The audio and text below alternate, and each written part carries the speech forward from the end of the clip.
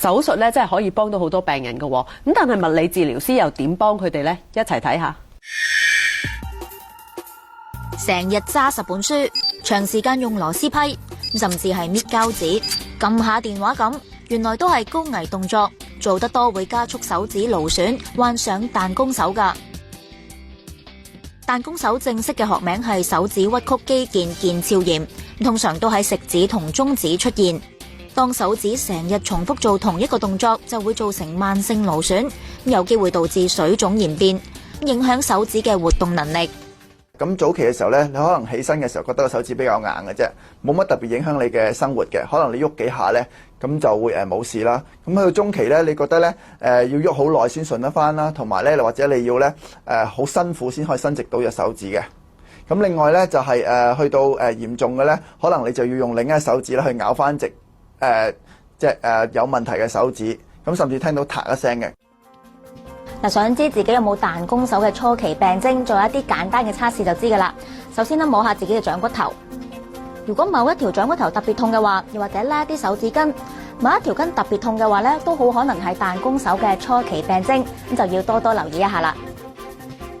物理治療師話，初期同中期嘅彈弓手患者透過做物理治療都改善到病情，令手指可以重拾翻活動自如嘅感覺。按摩係其中一種方法。其實按摩咧都係想話令到你水腫嘅地方咧唔好咁腫啦，等佢可以喐動翻舒暢啲啦。咁另外就令到嗰度啲組織彈性增加啦。咁無論個腱鞘又好啦，或者條筋都好咧，希望咧等佢可以有彈性之後咧就容易啲活動啦。咁其實咧我哋叫掌骨頭嘅地方咧，即係近住手指嘅末端咧，咁喺呢度咧揾翻啲痛位。咁我哋可以向前向後捽啦，或者向左向右捽。睇下邊個方向特別痛咧，通常我哋揀痛啲嘅方向捽會好啲嘅。每日捽100下啦，可能捽2-3日咧，應該會見效噶啦。都係唔見效嘅話，就要借助機器嚟治療啦。嗱，傳統用嚟震碎腎石嘅衝擊波，香港近呢2年開始流行治療彈弓手。其實有時咧，嗰條筋硬咗咧，可能同佢鈣化有關嘅。咩叫鈣化咧？可能就條筋上面黐咗啲鈣，咁咧嗰啲鈣咧可能令條筋粗咗。衝擊波咧就係做翻咧你痛嗰度嗰條筋我哋會咧衝擊波打落去咧最痛個位，停低嗰度，咁打翻鬆嗰度。咁咧我哋有唔同嘅度數啦，咁越大越好啦，大約打5分鐘到嘅。衝擊波一般做2至3次之後，都幫助到初中期嘅患者改善病情。不過患者就要避免再做勞損嘅動作。不過病情嚴重嘅話，做物理治療都難以根治㗎。患者需要考慮注射類固醇消炎止痛，又或者係做手術治療。醫生就話因為我做 IT， 咁我成日都係用 mouse 嘅，咁呢2隻手指係成日都會 click 到或者打字啊，咁會誘發到有機會令到嗰個傷，即係會生呢樣嘢咯。生乜嘢呢？嗱，大家未必好認識㗎，叫做結節水囊腫。呢一種病患者通常係咁樣發現：左手摸右手摸下摸下，發現有一粒嘢咯。咁當喐嘅時候咬嘅時候，見到佢突咗出嚟。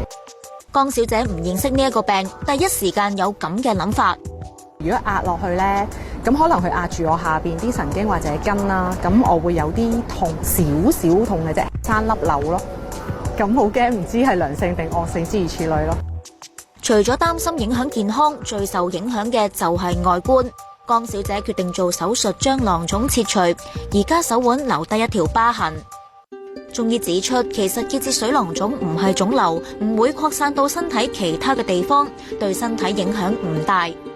中醫咧就認為呢一個結節性水囊腫咧，亦都叫做腕結筋或者係筋瘤，裏邊嘅液體咧係黃色嘅，係一啲關節液嚟嘅，係我哋身體自己分泌出嚟嘅，所以咧佢就唔會話傳染其他人。中醫係認為呢一種病咧係氣血不足啦，氣血不通，導致咧一個筋骨嘅勞損而產生嘅。勞損嘅主要原因咧就係唔夠力。咁如果隻手你做嗰個動作你係唔夠力嘅話咧，佢就會拉傷嗰個關節或者側邊嗰啲筋腱。結節水囊腫通常都會出現喺手腕、橈位同埋足背，呢一啲部位生囊腫嘅原因都係同勞損有關。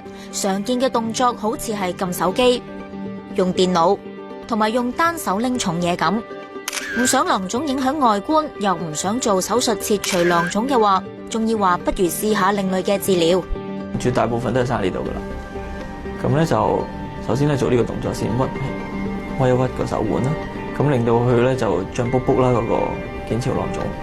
咁咧就咁樣向一邊推咯，即係向上推。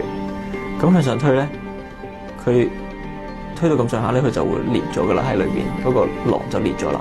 咁裂咗之後咧，咁撳平咗之後咧，佢基本上已經消失咗90%噶。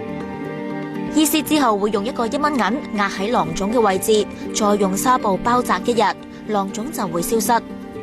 不過呢一種撳穿佢嘅方法，患者日後有70%嘅機會復發㗎，所以醫師話平日倒不如按摩多啲對手，就可以減少勞損，少啲機會復發。